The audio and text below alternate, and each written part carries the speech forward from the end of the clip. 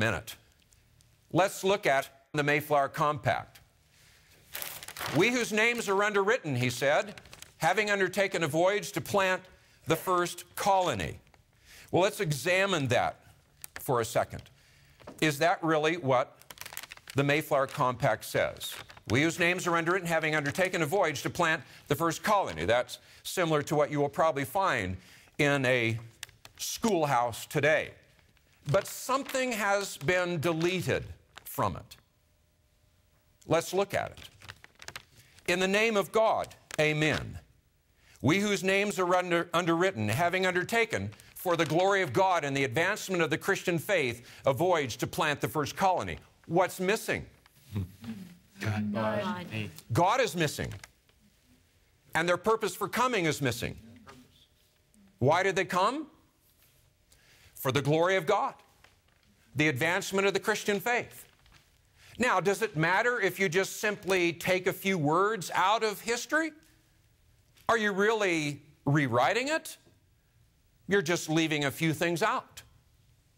Does that have any effect on a child who's now reading about the Pilgrims, that you just simply extract anything about God or their purpose for coming if it is a religious purpose? You bet it does.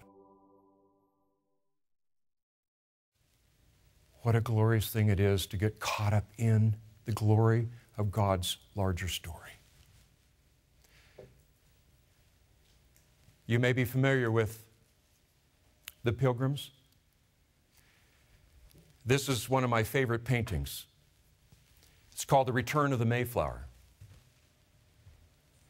You might remember the story. They fled to America because of the persecution, and it was actually a church relocation effort. This was a church group. Somewhere among their number, they began with this sense that God was calling them to go to America for the glory of God, for the advancement of His kingdom, as we read. And they were convinced of it. But providentially, they didn't land where they were supposed to land, and they were swept north into an area that was difficult. And Captain Jones, who was supposed to drop them off from the Mayflower and return, felt so sorry for him, he left the ship anchored in the harbor. The women would take shelter in the belly of the ship on cold and stormy nights. And then they began to die. That December, and let's suppose that this group, it's not quite as large as the Pilgrim group, but let's suppose this is the group. And that first December of our number, 6 died. 1, 2, 3, 4, 5, 6. Dead.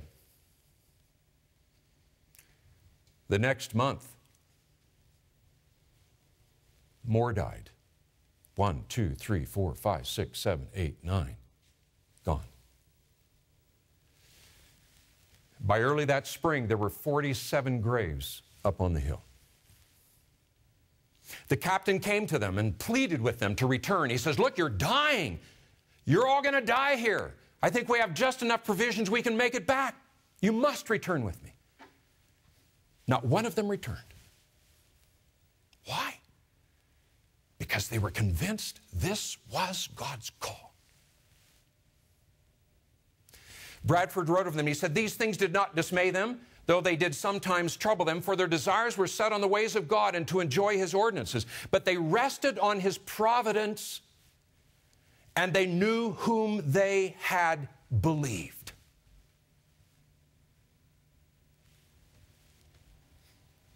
They knew whom they had believed, and they were resting upon themselves, their story? No.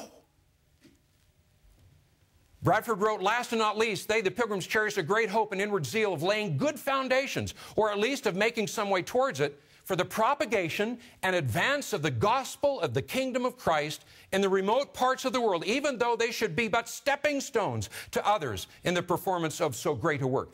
You will not be able to carry forth this kind of a perspective if you're not lost in the larger story of God. They cherished a great hope and inward zeal of laying what? Good foundations. It's not about me. Even though they should be but stepping stones, you will never be a stepping stone unless you're caught up in the larger story.